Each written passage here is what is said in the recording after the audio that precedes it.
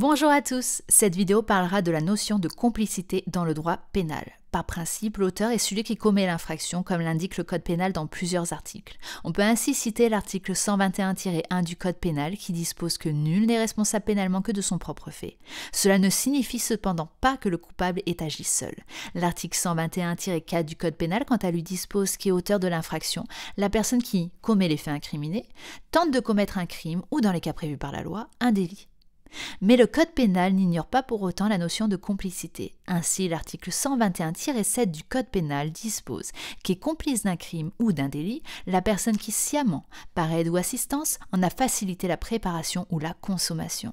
Est également complice la personne qui par don, promesse, menace, ordre, abus d'autorité ou de pouvoir aura provoqué une infraction ou donné des instructions pour la commettre. Un article riche en informations ainsi est complice d'un crime ou d'un délit la personne qui sciemment, par aide ou assistance, en a facilité la préparation ou la consommation.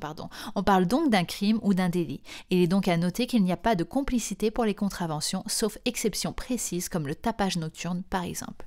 Ensuite, l'acte principal est infractionnel. Ainsi, si l'acte est couvert par un fait justificatif qui est une cause objective d'irresponsabilité pénale, comme la légitime défense, l'état de nécessité, l'ordre de la loi ou le commandement légitime, la complicité ne pourra être retenue. En revanche, les causes subjectives d'irresponsabilité ne faisant pas disparaître le caractère infractionnel de l'acte, mais rendant uniquement impossible l'imputabilité à l'individu concerné, ces causes subjectives ne bénéficient pas au complice qui pourra quant à lui être condamné.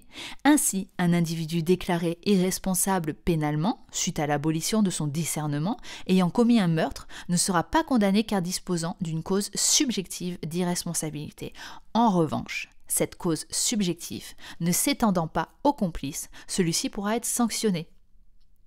Donc, s'il y avait une cause objective d'irresponsabilité, le complice ne pourrait être condamné, mais la cause subjective d'irresponsabilité qui s'applique à l'auteur principal ne s'étend pas au complice.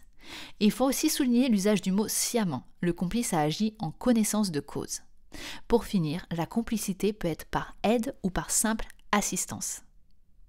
L'article 121-7 du code pénal établit un autre cas de complicité. Est également complice la personne qui par don, promesse, menace, ordre, abus d'autorité ou de pouvoir aura provoqué à une infraction ou donné des instructions pour la commettre.